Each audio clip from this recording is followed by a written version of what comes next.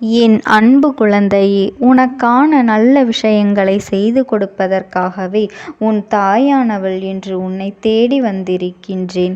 என் பிள்ளையே, நான் சொல்கின்ற விஷயத்தை நீ கேட்க வேண்டும். உன்னுடைய இல்லத்தில் ஒரு மூலையில் நான் சொல்கின்ற இந்த பொருள் அங்கே இருக்கின்றது.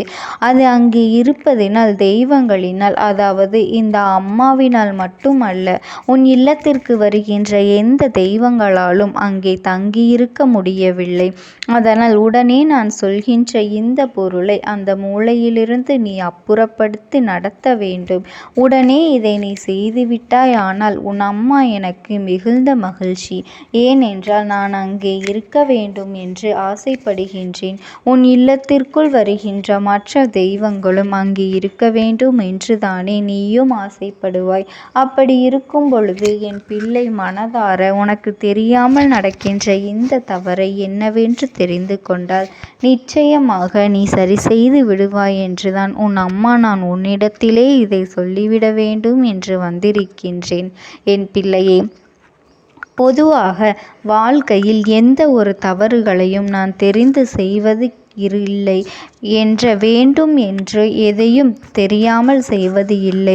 தெரியாமல் விட்டுவிடுவது வேறு அல்லவா? அப்படி இருக்கும் பொழுது என் குழந்தை, உன்னுடைய வாழ்க்கையில் நீ செய்ய நினைக்கின்ற பல விஷயங்கள் எப்பொழுதுமே உன்னை சார்ந்து உன்னை சுற்றி நடந்து கொண்டே இருக்கும் பொழுது, நீ நல்லதை மட்டுமே செய்யும் பொழுது, நீ செய்த பல புண்ணிய காரியங்களினால் தெய்வம் உன் இல்லத்திற்குள் வந்து கொண்டிருக்கும் பொழுது, நீ செய்கின்ற ஒரு சிறு சிறு தவறினால் உன்னுடைய வாழ்க்கையில் நிச்சயமாக தெய்வத்தினுடைய அருள் கிடைக்காமல் போய்விடக்கூடாது அல்லவா? தெய்வம் உன் இல்லத்திற்கு வந்தும் கூட அங்கே தங்கி இருக்க முடியாத ஒரு நிலை ஏற்படுகின்றது என்று உன் அம்மா நான் சொல்கின்றேன். என் குழந்தையே, உன் வாழ்க்கையில் தெய்வத்தினுடைய அருள் கிடைத்து நீ பல முன்னேற்றங்களை அடைந்திருக்கின்றாய். சில கஷ்ட காலங்களும் உனக்கு வந்திருக்கின்றது. அதை இல்லை என்று உன் அம்மா நான் ஒரு நாளும் சொல்லவில்லை. அப்படி என்னால் சொல்லவும் முடியாது. ஏனென்றால் நீ அனுபவித்தது உன்னுடைய கஷ்டங்களை அல்லவா? நீ மட்டும்தானே அதை ஏற்றுக்கொண்டாய். உடனிருப்பவர்கள் கூட யாருமே அதனை பகிர்ந்து கொள்வதற்கு வரவில்லை. அப்படி இருக்கும் பொழுது இந்த வாழ்க்கையில் உனக்கென்று கிடைக்கின்ற நல்ல விஷயங்களை எல்லாம் இனிமேல் நீ தவிர்த்துவிடக் கூடாது. நீ பட்ட கஷ்டத்திற்கும் நீ பட்ட அவமானத்திற்கும் தான் தெய்வங்கள் உன்னை ஆசீர்வதிக்க உன் இல்லத்திற்கு வந்து கொண்டிருக்கின்றது. மற்ற விஷயங்களில் எல்லாம் கவனத்தை செலுத்திய உன்னுடைய மனது சில நேரங்களில் இது போன்ற விஷயங்களில் கவனம் செலுத்தாமல் விட்டு விடுகின்றது. உன்னை சுற்றி என்ன நடந்து கொண்டிருக்கின்றது என்பதனில் உன் கவனம் இல்லாமல் போய்விடுகின்றது. அப்படி இருக்கும் பொழுது நாம் என்ன செய்ய வேண்டும் என்று என் பிள்ளை நீ கேட்கின்றாய் அல்லவா? அம்மா, நீ சொல்லிவிட்டால் நான் அதை செய்யாமல் இருந்து விடுவேனா? தெய்வமே கதி என்று இருக்கின்ற எனக்கு தெய்வம் இல்லத்திற்குள் வரவில்லை என்ற சொல்லை கேட்கும் பொழுது எத்தனை வேதனையாக இருக்கின்றது என்று என் பிள்ளை நீ சொல்கின்ற அந்த வார்த்தை என் செவிகளில் நன்றாகவே கேட்கின்றது.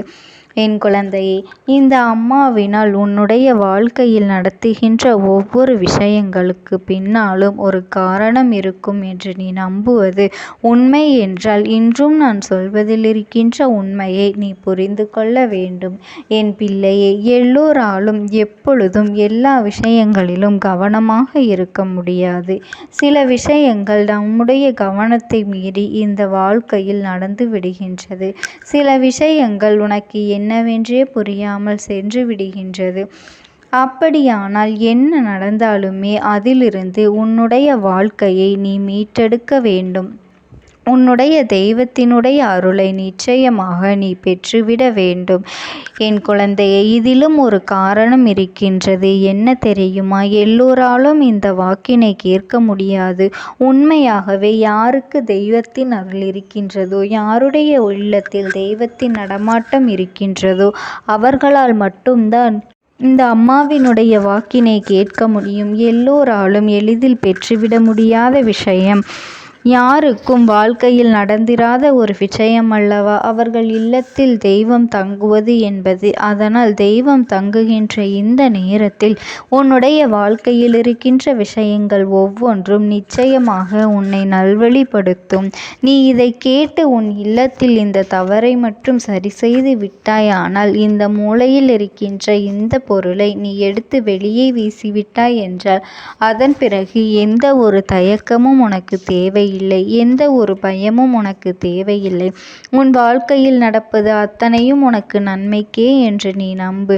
நிச்சயமாக உனக்கு புரிய வரும். என்ன நடந்தாலும் எது வந்தாலும் என் குழந்தையே, நீ எல்லாவற்றையும் தாண்டிய ஒரு சூழ்நிலையை இந்த வாழ்க்கையை பெற்றுக்கொள்ள முயற்சிகளை செய்யும் பொழுது இந்த அம்மா சொல்கின்ற வார்த்தைகளும் உனக்கு மிகப்பெரிய பலன்களை கொடுக்கும் என்பதனால்தான் உன் அம்மா மீண்டும் மீண்டும் உன்னை தேடி வருகின்றேன். அம்மா, என்ன பொருள் என்று சொல்லிவிடு அம்மா, என்னால் பொறுத்து கொள்ள முடியவில்லை என்று சொல்கின்ற என் பிள்ளையே, என் குழந்தையே, உன்னுடைய இல்லத்தின் மூலை முடுக்குகளில் தூசியானது இருக்கின்றது. அதாவது நூலாம்படை என்று சொல்லக்கூடிய அந்த தூசி அங்கே இருக்கின்றது. ஒட்டடைகள் அதிகமாக இருக்கின்றது. என் குழந்தையே, எவ்வளவுதான் நீ சுத்தமாக இருந்தாலும், சுத்தமாக தெய்வத்தை வைத்து வணங்கியிருந்தாலும், பூஜை அறையில் ஏதேனும் மூலை முடுக்குகளில் இது போன்ற ஓட்டைகள் இருக்குமானால் அங்கே எதிர்மறை ஆற்றல் அதிகமாக இருக்கும். எதிர்மறை சக்திகள் உன் இல்லத்திற்குள் வந்தால் எங்கே தங்கியிருக்கும் என்று நினைக்கின்றாய்?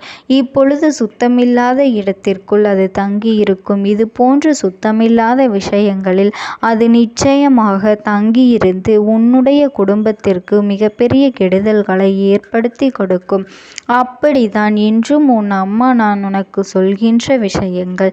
இந்த விஷயங்கள் அனைத்தையுமே உன்னுடைய வாழ்க்கையிலிருந்து உனக்கு மிகப்பெரிய கஷ்டங்களை கொடுக்கும் பொழுது, என் பிள்ளை, இந்த வாழ்க்கை எதையெல்லாம் உனக்குள் நடத்துகின்றது என்பதில் நீ சற்று கவனத்தோடு எண்ணிப்பார்.